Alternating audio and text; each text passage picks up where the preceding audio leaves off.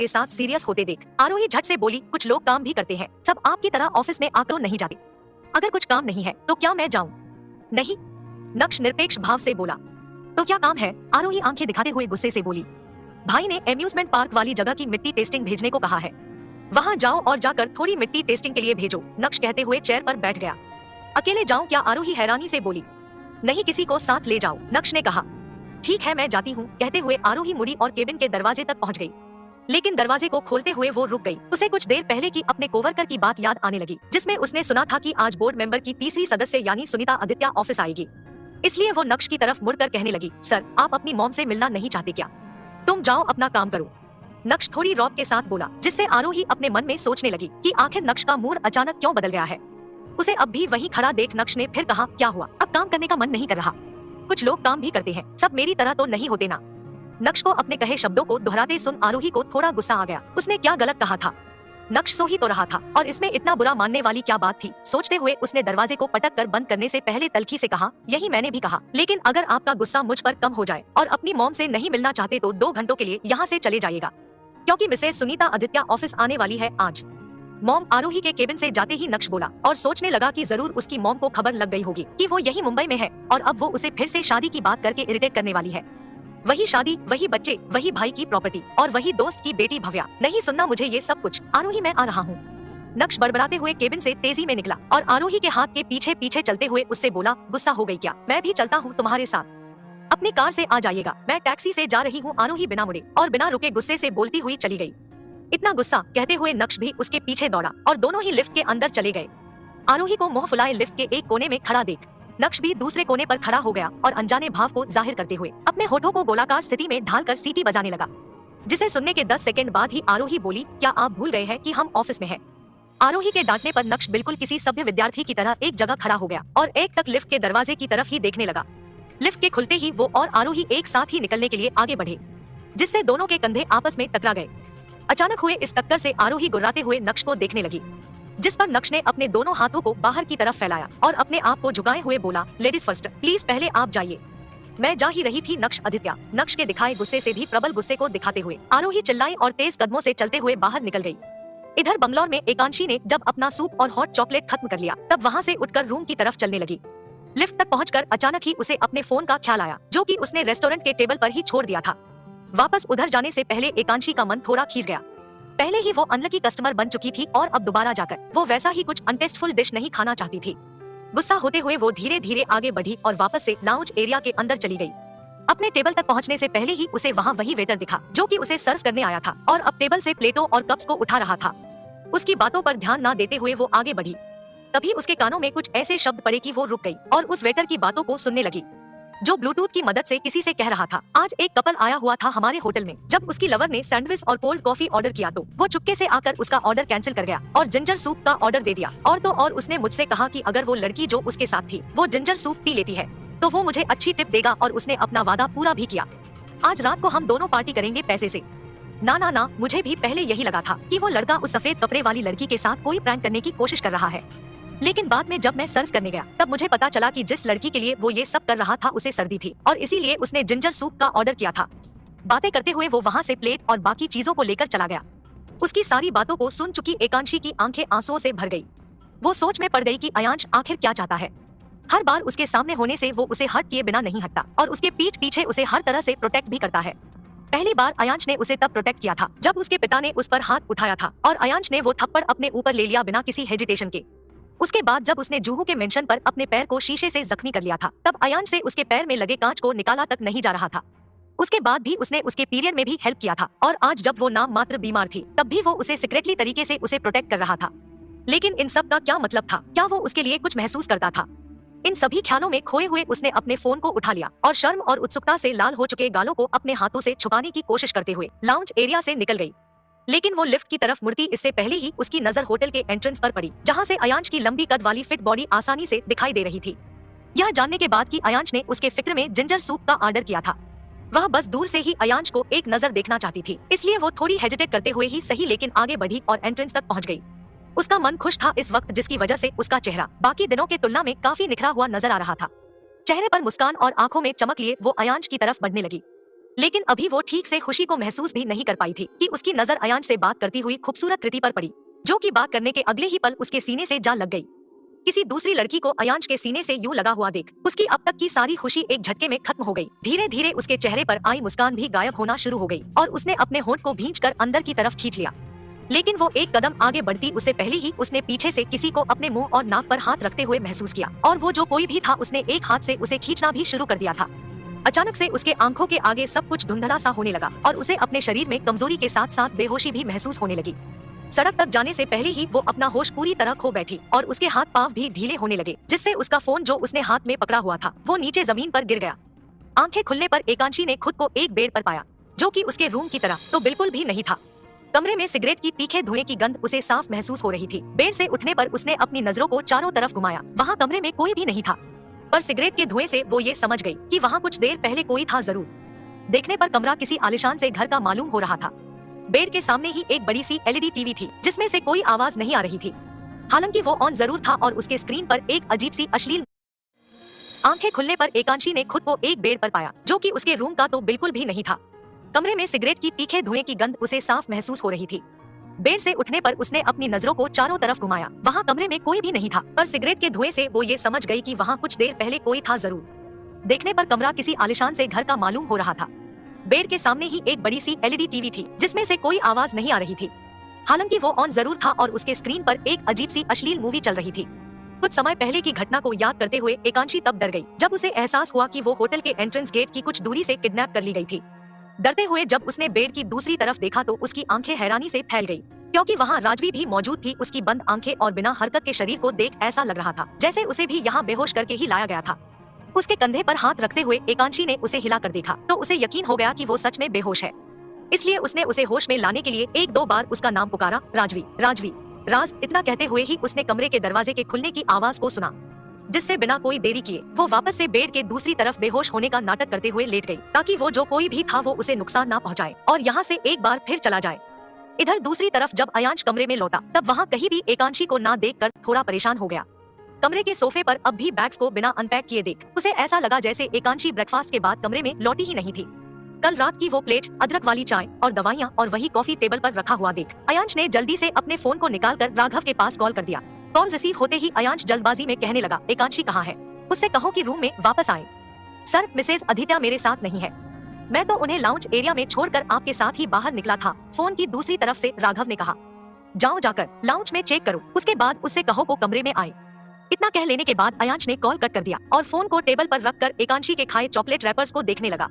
उस रैपर्स को देखते हुए उसके चेहरे पर मुस्कान तैर गई, जो कि वो हमेशा लोगों से छुपा कर रखना चाहता था। 15 मिनट तक वैसे ही खड़े रहने और एकांशी को चॉकलेट खाते हुए इमेजिन करने के बीच उसका ध्यान तब टूट गया जब उसका फोन एक बार रिंग करने लगा। फोन को झुककर उठाने से पहले उसने चेहरे से सभी प्यारे एक्सप्रेशन को खत्म किया और कॉल रिसीव कर लिया। हाँ बोलो। अयांश के आवाज के बाद फोन की दूसरी तरफ से हड़बड़ाते हुए राघव की आवाज आई, सर, मिसेज आदित्य लाउंज में नहीं है। वेटर का कहना है कि वो तो 3 घंटा पहले ही वहाँ से निकल गई थी और लिफ्ट की तरफ ही बढ़ी थी।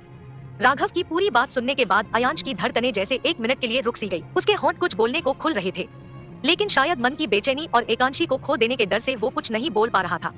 2 मिनट की लंबी खामोशी को महसूस करते हुए आखिरकार राघव ने ही इस खामोशी को तोड़ते हुए कहा, सर, क्या पक्का मिसेज आदित्य कमरे में नहीं है? क्योंकि वेटर को ये अच्छी तरह याद है कि मिसेज आदित्य लिफ्ट की तरफ ही बढ़ी थी। राघव की आवाज को एक बार फिर अपने कानों तक आता सुन अयांश ने कॉल को कट कर दिया और पूरे कमरे में घूमकर एकांशी को तलाशते हुए उसके फोन पर भी कई सारे कॉल लगाने लगा। चूंकि एकांशी का फोन होटल के बाहर गिर गया था, इसलिए 3 मिस्ड कॉल करने के बाद आखिरकार फोन किसी के थ्रू रिसीव कर लिया गया। लेकिन उधर से कोई कुछ बोलता उससे पहले ही अयांश घबराहट और एकांशी को लेकर आए हजारों बुरे ख्यालों की वजह से गुस्से से बिफरते हुए चिल्लाया, एकांशी राठौड़, अगर तुम्हें बहुत शौक है तफरी करने का तो मुझे बताकर जाया करो। मैं तुम्हारा सर्वेंट नहीं हूँ जो तुम्हें पूरे होटल में ढूंढता फिरूंगा। इतना कहते कहते अयांश तब चुप हो गया जब फोन की दूसरी तरफ से एक लड़के की आवाज आई, एक्सक्यूज मी, ये फोन जिनका भी है ये फॉर्च्यून सेलेक्ट ट्रिनिटी होटल के बाहर गिरा हुआ है। काफी देर से रिंग हो रहा था, इसलिए मैंने उठा लिया।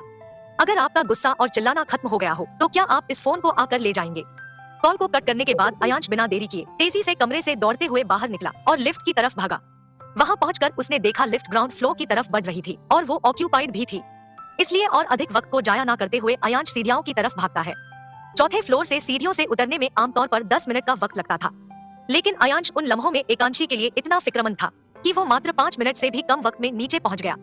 अयांश को एंट्रेंस की तरफ परेशान और बेचैनी से भागता हुआ देख राघव और कृति, जो कि लाउंज एरिया में खड़े एकांशी को अपनी निगाहों से ढूंढ रहे थे, वो भी अयांश की पीछे दौड़े और बाहर निकलने पर देखा कि अयांश एक अनजान शख्स का कॉलर पकड़े चिल्ला रहा है।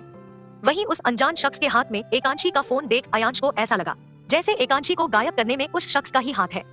इसलिए बाहर आते ही उसने उसका कॉलर पकड़ लिया और गुस्से से चिल्लाते हुए बोला, कहाँ है वो, क्या किया तुमने उसके साथ? एक अजीब से गुस्से की आड़ में डर से भरे अयांश को अपने ऊपर अचानक से चिल्लाता हुआ और अपने कॉलर को उसकी पकड़ में देखा तो उस शख्स ने तेजी से रिएक्ट किया और अयांश के आस्तीनों को पकड़कर उसे अपने आप से छुड़ाने की कोशिश की, जिससे अयांश ने उसके कॉलर को तो छोड़ दिया, लेकिन अगले ही पल एक सशक्त मुक्का उसके मुंह पर जड़ दिया। चेहरे पर मुक्का पड़ने से वो शख्स खुद को स्टेबली खड़ा ना रख पाया और कुछ दूर होते हुए लड़खड़ा कर नीचे गिर पड़ा। नीचे गिरने पर उसने अपने मुंह में खून का टेस्ट महसूस किया। तब उसे इस बात का एहसास हुआ कि अयांश के मुक्के से उसके होंठ के किनारे का हिस्सा थोड़ा इंजर्ड हो गया है और उसमें से खून। अयांश के इस रूप को देख और उसे बेवजह किसी को पीटता देख राघव तेजी से अयांश तक बढ़ा और उसके सामने खड़े हुए बोला, सर आप इसे क्यों मार रहे हैं? मिसेज आदित्य को नहीं ढूंढना? क्या वो कमरे में लौट आई? अयांश का दिमाग इस वक्त इतना डिस्टर्ब था कि उसने राघव की एक बात नहीं सुनी, लेकिन एकांशी का नाम सुनते ही उसकी आंखों में फिर से गुस्सा दिखाई देना शुरू हो गया और उसने राघव को अपने सामने से धक्का देते हुए हटा दिया। 2 कदम आगे बढ़कर उसने नीचे पड़े अनजान शख्स के कॉलर को मजबूती से पकड़ा और दूसरे हाथ को ऊपर उठाकर उसके चेहरे के सामने मुट्ठी बनाए बोला, कहाँ है वो? उसका फोन तुम्हारे पास क्या कर रहा है? लीव मी, गुस्से से अयांश के हाथ को पकड़े हुए वो शख्स बोला, लेकिन अयांश की आंखों में खून उतरा हुआ देख उस शख्स ने स्ट्रगल करना बंद कर दिया और वापस से कहना शुरू किया, मुझे नहीं पता कि जिसकी तुम बात कर रहे हो वो कहाँ है। मैं जब यहाँ पहुँचा तो फोन सड़क के किनारे गिरा हुआ था और उस पर शायद तुम ही कॉल कर रहे थे, तो मैंने फोन को जमीन से उठाकर पिक कर लिया। जस्ट शट अप, मुझे सच बताओ, मेरी एकांशी कहाँ है? अयांश उसे कॉलर से पकड़े हुए ही झकझोर कर चिल्लाया। तभी उसे अपने कंधे पर राघव के हाथ का स्पर्श महसूस हुआ और उसके 1 सेकंड बाद ही राघव की आवाज उसके कानों में पड़ी, जो कि कह रहा था, सर ब्रेकफास्ट करने के बाद एकांशी मैम कमरे में वापस जाने वाली थी। अकेले बाहर जाने का कोई तुक भी नहीं बनता, लेकिन फोन यहाँ सड़क पर गिरा हुआ है, इसका मतलब वो अपनी रजामंदी से नहीं गई है। यहाँ सीसीटीवी सेट है, हम होटल सिक्योरिटी से मिसेज आदित्य के बारे में पता कर सकते हैं। अयांश वैसे ही बैठे गुस्से से बिफरते हुए चिल्लाया, फिर किस चीज का इंतजार कर रहे हो? जल्दी करो, अगर उसे कुछ भी हुआ तो मैं इस पूरे होटल को जला कर रख दूंगा। अयांश के मुंह से इतना सुनते ही राघव अपने सिर को हाँ में हिलाते हुए तेजी से होटल के एंट्रेंस की तरफ भागा और कृति, जो कि अयांश के अंदर इतनी सारी नई बदली फीलिंग्स और अपने नेचर के विपरीत हरकतों को अंजाम देता देख अचंभे में खड़ी थी। अचानक से हरकत में होते हुए उसने अयांश के हाथ को पकड़ा और उस अनजान शख्स को उठने का इशारा कर दिया। अगले ही पल अयांश को उठने में मदद करते हुए कृति ने कहा, क्या हो गया है अयांश? उस लड़की से मैं मिली तो नहीं हूँ, लेकिन डेफिनेटली वो बच्ची तो नहीं है, यही कहीं आसपास होगी, अभी आ जाएगी। ऐसा कहते हुए कृति उस शख्स के हाथ से फोन को छीन लेती है और एक बार फिर उस आदमी से कहने लगी, जब तक हमें वो नहीं मिल जाती तुम हमारे साथ रहोगे, हम तुम पर यकीन नहीं कर सकते। कृति के इतना कह लेने के बाद उस अनजान शख्स ने अपने सिर को हाँ में हिला दिया और फाइन कहते हुए उनके साथ होटल के सिक्योरिटी रूम की तरफ चला गया। इधर लंदन में नैनिका सुबह उठी तो उसने अपने फोन में आए कंपनी के रिपोर्ट्स को चेक किया और लगभग 2 घंटे बाद ब्रेकफास्ट करने के इरादे के साथ नीचे लाउंज एरिया में चली गई। लेकिन अपने लिए कुछ नाश्ते का ऑर्डर देकर वो एक टेबल पर बैठी ही थी कि तभी उसकी नजर मनीष पर पड़ी, जो कि बिल्कुल उसके सामने वाले चेयर पर बैठा हुआ था और एक अजीब सी मुस्कान के साथ बार बार अपने होठों पर जीभ भी फेर रहा था।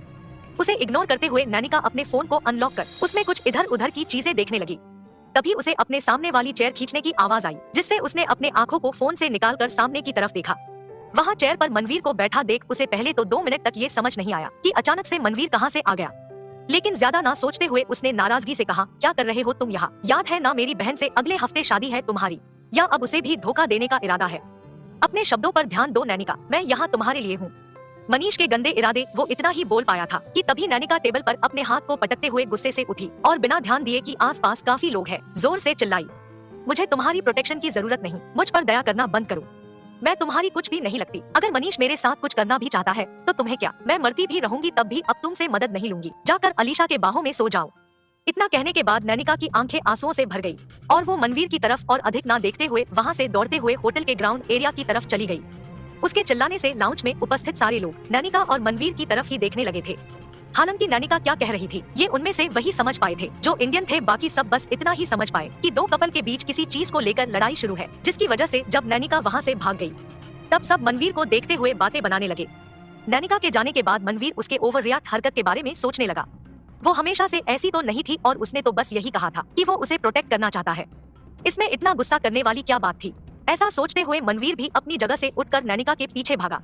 नैनिका को होटल के ग्राउंड में एक बेंच पर सिर झुकाए बैठा हुआ मनवीर दूर से ही खड़ा तब तक देखता रहा जब तक कि नैनिका वहाँ से उठकर वापस होटल में ना जाने लगी।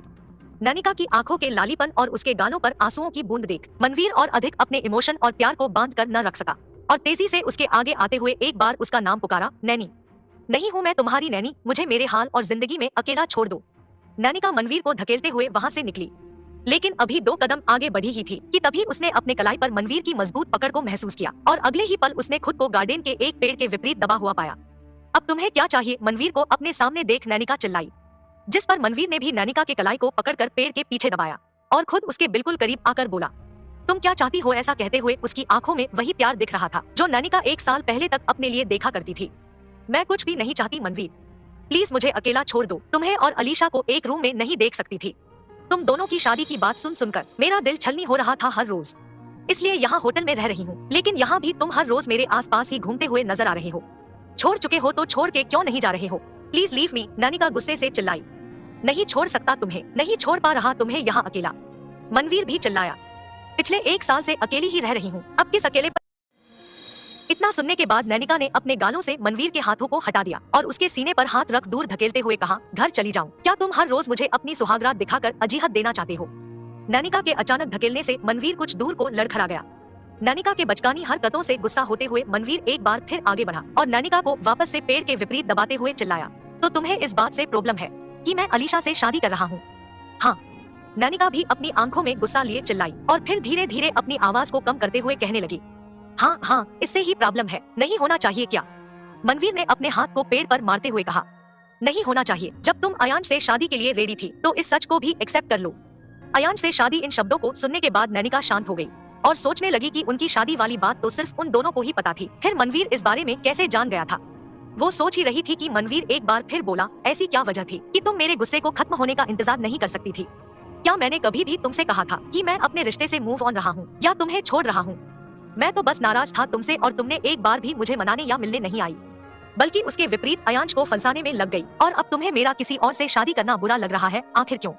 क्यों नाराज थे तुम? बच्चा सिर्फ तुम्हारा था क्या? वो मेरा भी तो था, मैं माँ थी उसकी। उसकी पहली धड़कन मैंने अपने अंदर महसूस किया था और उसे लेकर ओवर प्रोटेक्टिव तुम हो गए। हाँ, मैं मिलने नहीं आई, तुम्हें मनाने नहीं आई, क्या सोच है तुम्हारी? तुम तो मुझे एक गार्बेज बैग की तरह धकेल कर वहाँ से चले गए। उसके बाद मैंने जो झेला वो तुम सोच भी नहीं सकते। और रही बात अयांश से शादी की, तो क्या करती मैं? मेरी कंपनी हमेशा टॉप पर रही थी, लेकिन मार्केट में जैसे ही अयांश आया उसने अपनी कंस्ट्रक्शन और यूनिक प्रोजेक्ट से सभी का ध्यान अपनी ओर खींच लिया।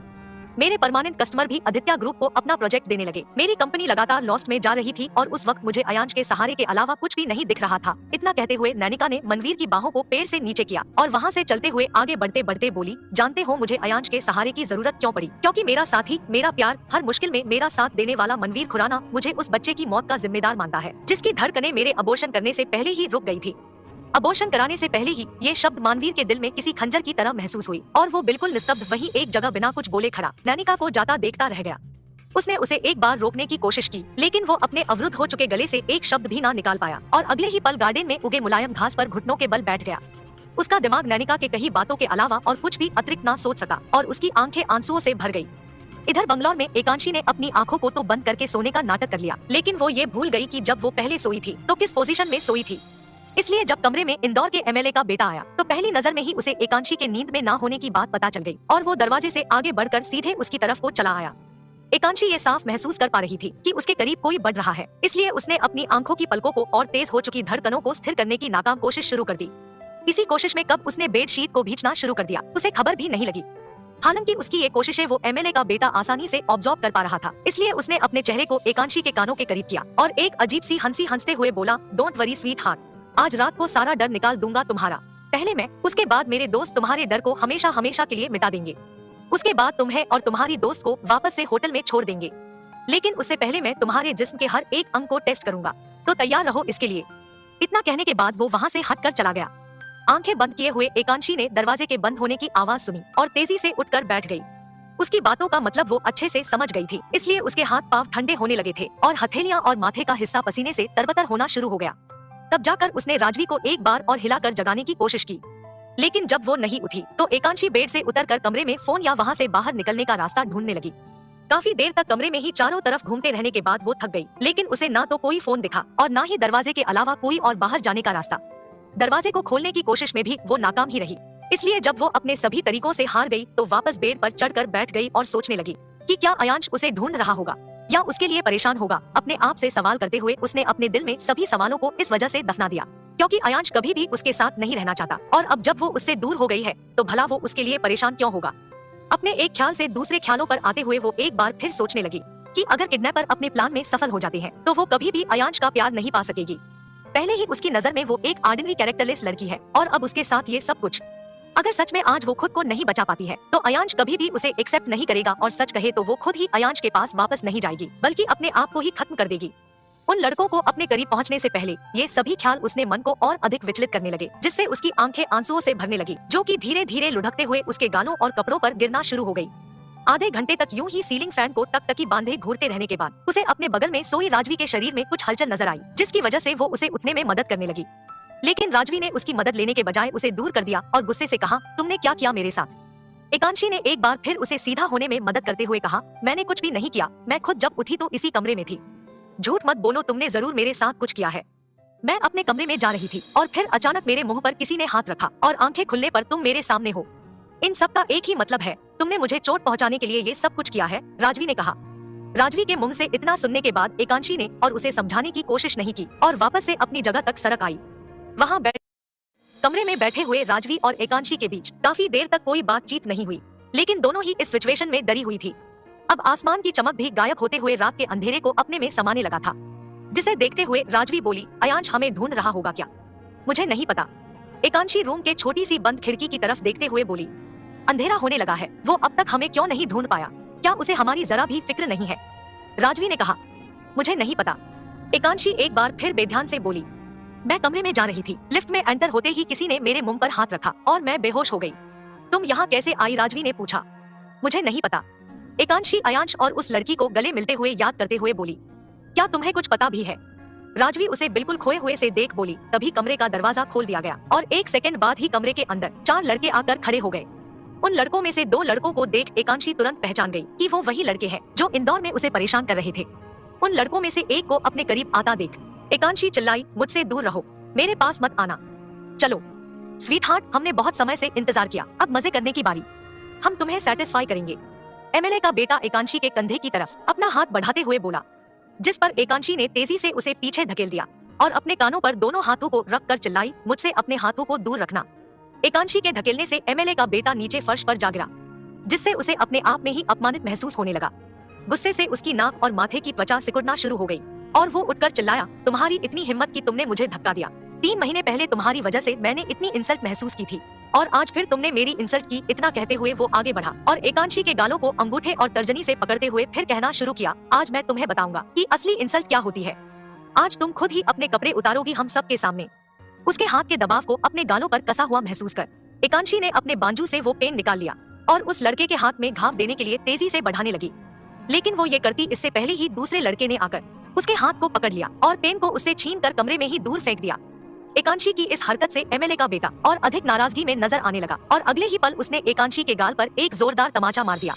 उस दर्द से भरे तमाचे की वजह से एकांशी बेड की दूसरी दिशा में झुक गई, लेकिन अभी वो अपने गालों में तेज झंझनाहट महसूस कर ही रही थी कि उसके 1-2 सेकंड बाद ही उस लड़के ने एकांशी के बालों को पीछे से पकड़ा और खींचते हुए अपने तरफ घुमाकर दांत पर दांत जमाए बोला, बहुत गर्मी है तुम में, हाँ, असली गर्मी का मजा मैं तुम्हें अभी दिलाता हूँ। और फिर अपने साथियों की तरफ देख मुस्कुराते हुए बोला, दवाई खिलाओ लड़कियों को, तब देखना कैसे हमारे हर एक कदम में साथ देती है। अपने दोस्त की बात सुनते हुए एक लड़का कमरे से बाहर निकल गया और बाकी लड़के मुस्कुराने लगे और ये सब कुछ देखते हुए राजवी एकदम ठिठक कर बैठ गई। हालांकि एकांशी के साथ बुरा होता देख उसे जरा भी बुरा नहीं लग रहा था, बल्कि वो चाह रही थी कि वो लड़के एकांशी को और अधिक परेशान करें। लेकिन जब उसने दोनों लड़कियों को दवा खिलाने वाली बात सुनी तो वो भी सहम गई और इस सिचुएशन से खुद को बचाने के लिए तरीका सोचने लगी। 2 से 3 मिनट बाद ही बाहर गया हुआ लड़का कमरे में लौट आया और एमएलए के बेटे के हाथ में 2 पिल्स थमा दी। पिल्स के हाथ में आते ही एमएलए के बेटे ने एकांशी के गालों को और अधिक दबाया और मुंह खुलते ही उसमें एक दवा डाल दी। मुंह में दवा के कड़वे स्वाद को महसूस करते हुए और उस अनजान दवा को ना निगलने के इरादे से एकांशी ने उगलने की कोशिश की, लेकिन वो उसे अपने मुंह से ना निकाल पाई क्योंकि उस लड़के ने अपने हाथ को उसके मुंह और नाक पर रखकर तेजी से दबा दिया था। 1 मिनट तक स्ट्रगल करने और सांस अंदर ना जाने की वजह से आखिरकार एकांशी के मुंह में दवा घुल गई और उसे वो निगलना ही पड़ा। एकांशी को दवा खिलाने के बाद एमएलए के बेटे ने एक और अतिरिक्त दवा को अपने दूसरे दोस्त के हाथ में थमा दिया और उसे राजवी को खिलाने का इशारा कर दिया और खुद एकांशी के दोनों कलाई को पकड़कर बेड के पीछे दीवार पर दबाते हुए शैतानी हंसी हंसते हुए बोला, आज तुम्हें बचाने कोई नहीं आने वाला, वो दो लड़के भी नहीं जो उस रोज कैफे में तुम्हें प्रोटेक्ट कर रहे थे। इतना कहने के बाद लड़के ने उसे छोड़ दिया और अपने शर्ट के बटन को खोलने लगा। तभी एकांशी एक बार फिर वहाँ से उठने की कोशिश करते हुए बोली, कौन सी दवा खिलाई है तुमने मुझे? बाहर से तो तुम बहुत ही ज्यादा हॉट हो, ये वो पिल्स थी जो तुम्हें अंदर से भी हॉट कर देंगी, लड़के ने कहा। जिस पर एकांशी तुरंत बेड से उठी और नीचे फर्श पर खड़ी होते हुए बिना कोई देरी के एमएलए के बेटे को धक्का देते हुए दरवाजे की तरफ बढ़ने लगी। लेकिन उस वक्त वो 4 लड़कों की गिरफ्त से कैसे बच सकती थी। तुरंत ही उनमें से 2 लड़कों ने उसे घेर लिया और एमएलए के बेटा ने उसकी तरफ बढ़कर उसकी कलाई को पकड़कर पूरे जोर के साथ बेड पर फेंक दिया। बेड पर गिरते ही एकांशी खुद को वापस से उठाने की कोशिश करने लगी। तभी उसने एमएलए के बेटे को अपने ऊपर बेड पर गिरते ही एकांशी खुद को वापस से उठाने की कोशिश करने लगी। तभी उसने एमएलए के बेटे को अपने ऊपर आते हुए महसूस किया और उसके हाथों को अपने ड्रेस तक पहुंचता हुआ देखने लगी। उधर दूसरे लड़के राजवी को पिल्स खिलाने के लिए आगे बढ़ रहे थे, जिससे वो भी बेड पर ही धीरे धीरे खिसकने लगी और उनसे दूर होने के मकसद से बेड के दूसरे कोने की तरफ देखने लगी।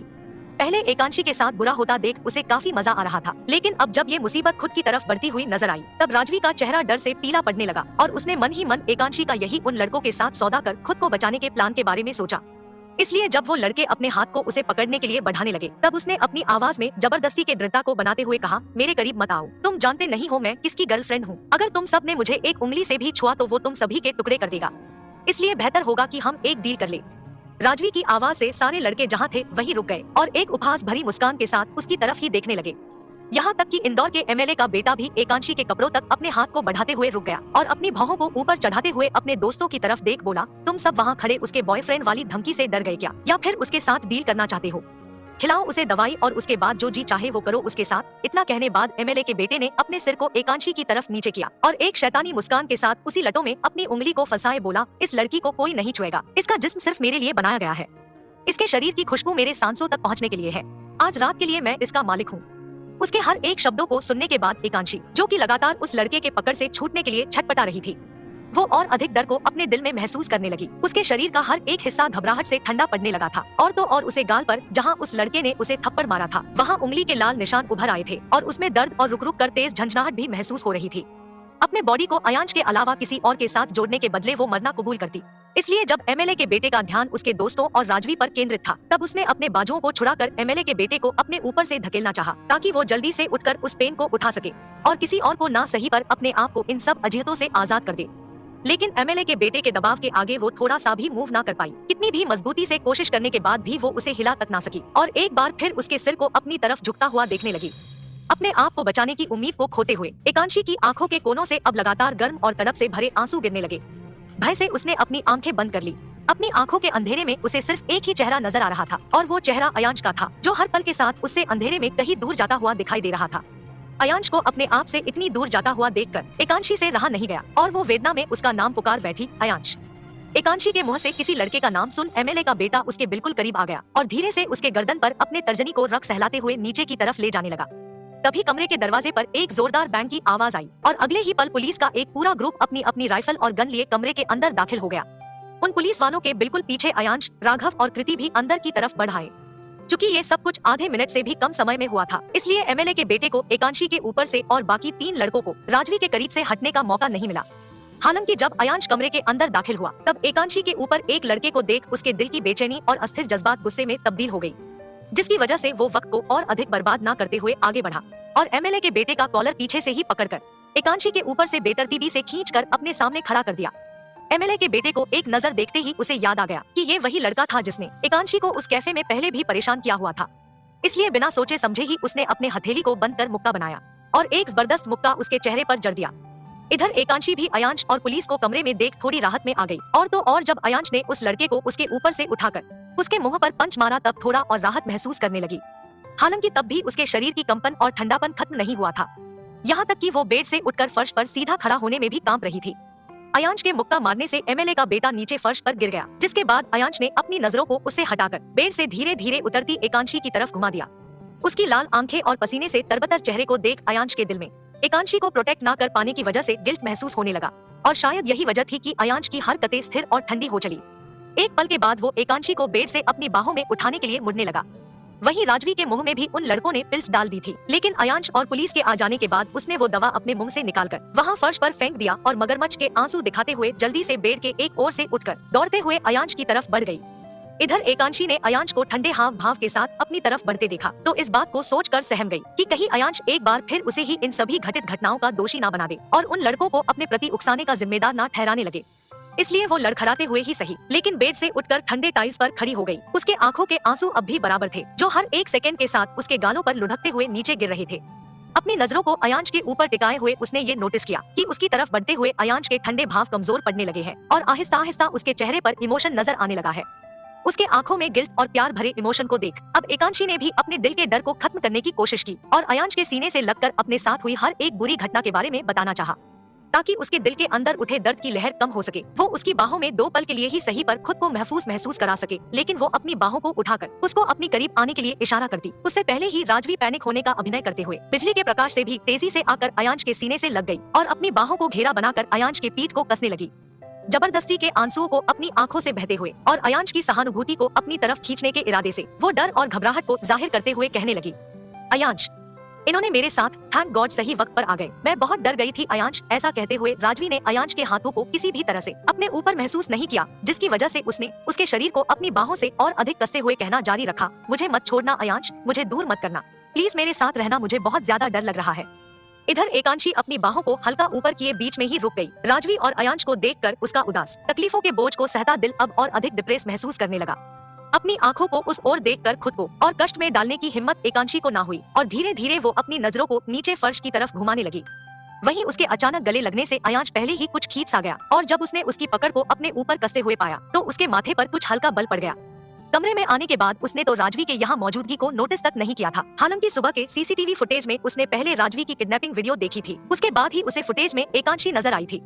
फिर भी वो अपने पूरे दिल से सिर्फ एकांशी को ही तलाश रहा था और उसके लिए ही परेशान था। बाकी दुनिया जहान की किसी लड़की से उसे कोई मतलब नहीं था। इसलिए उसने राजवी के बाजुओं को पकड़ा और उसे अपने आप से दूर करते हुए काफी कोशिशों के बाद सामान्य सी आवाज में कहा, सब ठीक है, अब तुम सेफ हो, यहाँ पुलिस है तुम्हें बचाने के लिए, पैनिक करने की जरूरत नहीं है। ऐसा कहते हुए अयांश ने एक झटके में राजवी को अपने आप से अलग कर दिया, यहाँ तक कि वो उसकी तरफ देख तक नहीं रहा था। उसका ध्यान एकांशी के नीचे होते हाथ और नजरों पर था, जिसे देख वो समझ गया कि एकांशी राजवी को उसके गले लगे हुए देख असहज महसूस कर रही है। शायद इसीलिए उसने राजवी के बाजुओं पर अनजाने में ही दबाव को थोड़ा मजबूत कर दिया, जिससे राजवी कराहते हुए बोली, अयांश, ये दर्द दे रहा है।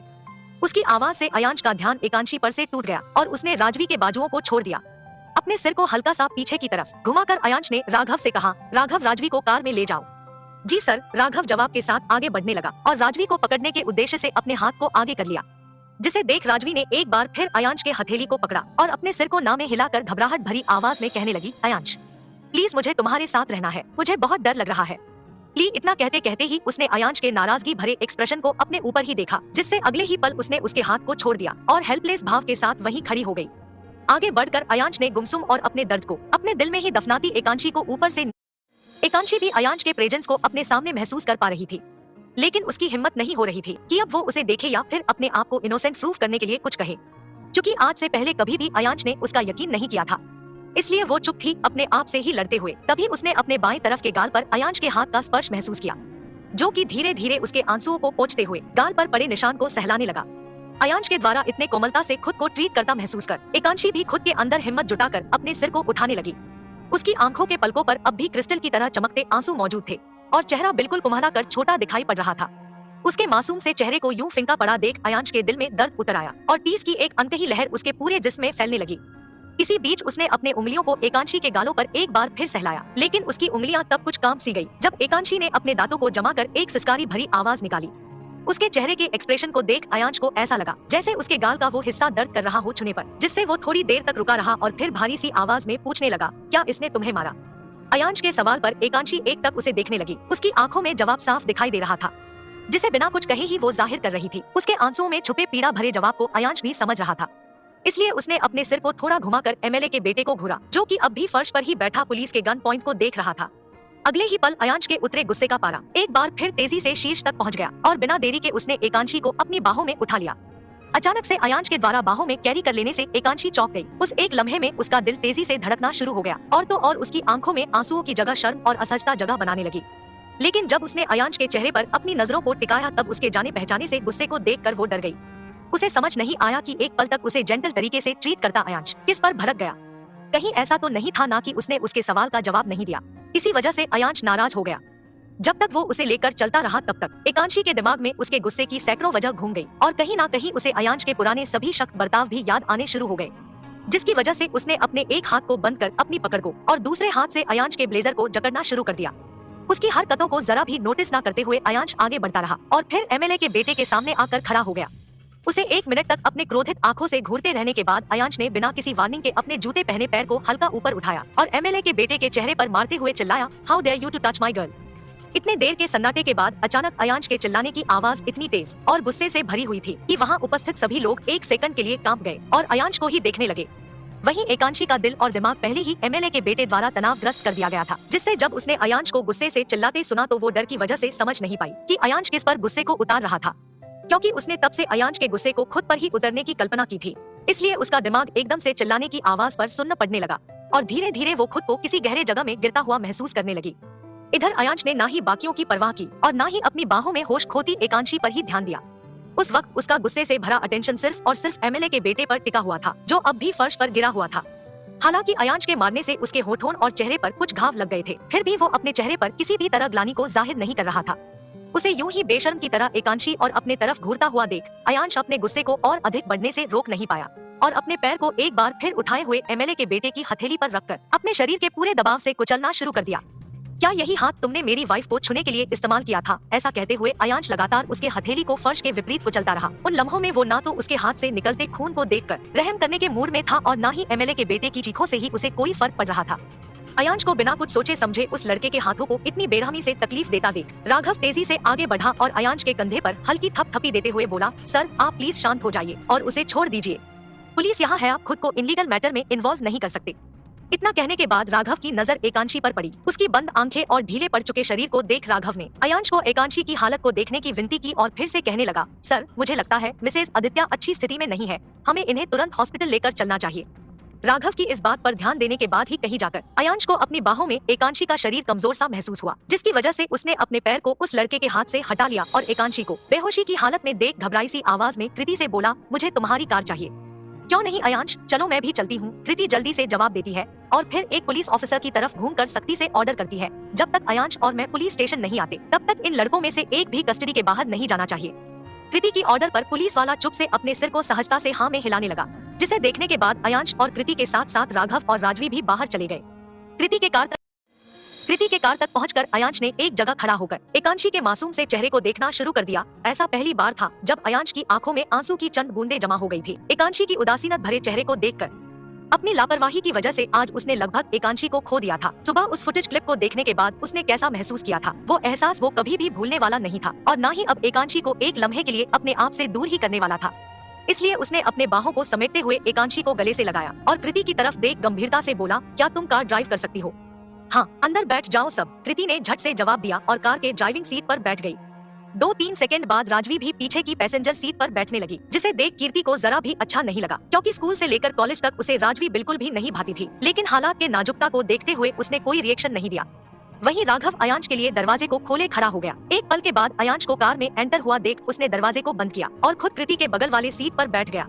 कार को रोड पर तेजी से भगाते हुए कृति ने फ्रंट मिरर में अयांश को एक नजर देखा। वो अभी भी एकांशी को ऐसे ही बाहों में भरे हुए बैठा उसके शांत और सौम्य चेहरे को देख रहा था, जिस पर कृति ने कहा, चिंता मत करो, एकांशी ठीक हो जाएगी, हम हॉस्पिटल वाले रास्ते पर ही है। वैसे ये पहली बार है जब मैंने तुम्हें एक लड़की के लिए सारा दिन इधर से उधर भागते देखा, पुलिस और लोगों से लड़ता देखा, एक इनोसेंट आदमी को पीटते देखा और पहली बार तुम्हारे चेहरे पर दिल के जज्बात को जाहिर होते देखा। सच में एकांशी तुम्हारे लिए बहुत मायने रखती है। आखिर ऐसा भी क्या खुशी दे दिया एकांशी ने जो अयांश आदित्य उसके प्यार में पड़ गया। कृति की बात को सुनने के बाद अयांश ने एकांशी को और अधिक गहराई से देखा और फिर एकांशी के लिए अपने प्यार को जाहिर करते हुए मन ही मन बोला, जरूरी नहीं जो खुशी दे उसी से मोहब्बत हो, शिद्दत से भरा इश्क तो दिल तोड़ने वाले से होता है और एकांशी मेरे लिए बिल्कुल वैसी ही है। इधर राजवी को ये सब कुछ बर्दाश्त नहीं हो रहा था। अयांश की गोद में एकांशी को सुकून से आराम करता देख उसका दिल अंदर ही अंदर जल रहा था। इसलिए काफी देर तक सोचने के बाद उसने एकांशी की तरह ही बेहोश होने का अभिनय शुरू कर दिया और अपने एक हाथ को उठाकर सिर पर रख बार बार अयांश के कंधे पर गिरने लगी।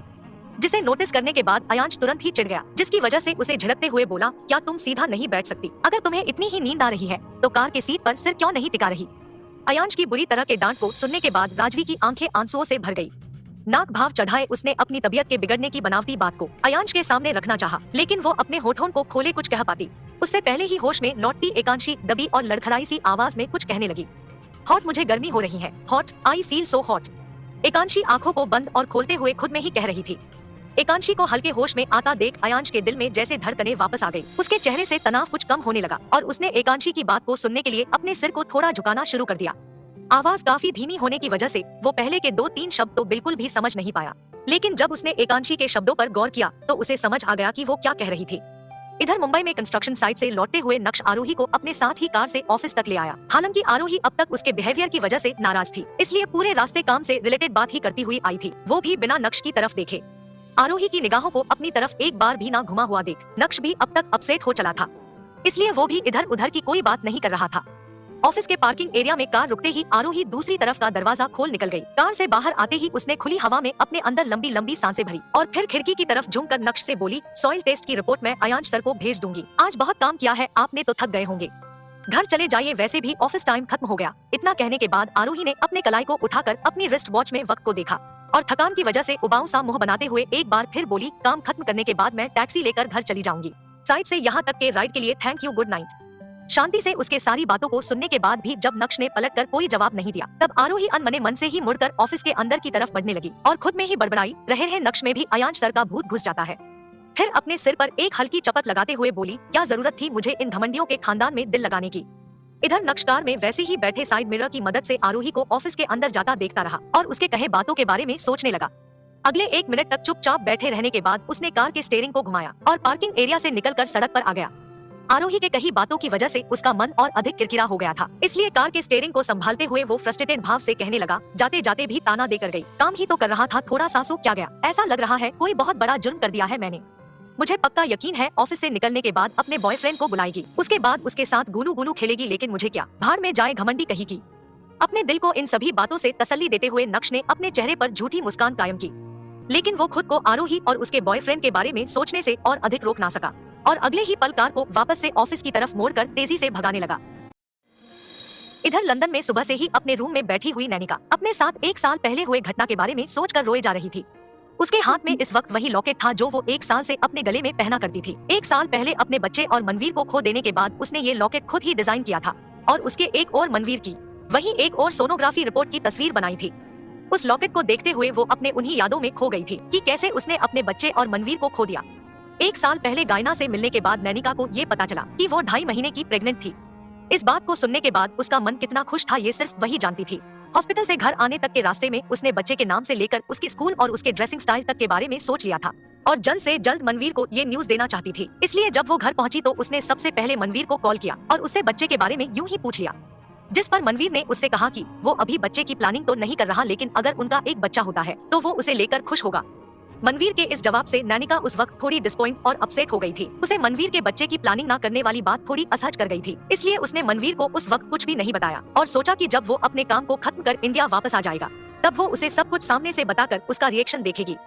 अपने दिल को उसने उस वक्त मना तो लिया, लेकिन मनवीर की बात उसे परेशान करने लगी, जिसकी वजह से वो रात में भी कई बार उठ जाया करती थी और सुबह तक सिर्फ इन्हीं सारी बातों के बारे में सोचती रहती थी। वहीं ऑफिस में भी उसके प्रोजेक्ट्स उसके हाथ से जाने लगे थे। दिन भर ऑफिस के तनाव, मीटिंग्स और क्लाइंट को अपने काम से इम्प्रेस करने की कोशिश में नैनिका शाम तक थक कर बिल्कुल चूर हो जाती थी। अपने काम और मार्केट में अपने नाम को डूबता देख वो और अधिक मेहनत से अपने प्रोजेक्ट को संभालने लगी। यहाँ तक कि कंस्ट्रक्शन साइट पर भी खुद ही जाकर काम को पर्सनली हैंडल करने लगी। 15 दिन में वो ये बात बिल्कुल भूल गई कि वो प्रेग्नेंट थी। इसी तरह जब वो एक सुबह उठी तो उसे अपने पेट में काफी तेज दर्द महसूस हुआ, जिस पर उसने अपनी असिस्टेंट को कॉल किया और उसके आने पर हॉस्पिटल चली गई। कुछ 1.5 घंटे तक हॉस्पिटल के बेड पर गहरी नींद में सोए रहने के बाद जब नैनिका को होश आया तो उसकी डॉक्टर ने उसे बताया कि उसकी प्रेगनेंसी टर्मिनेट हो गई है।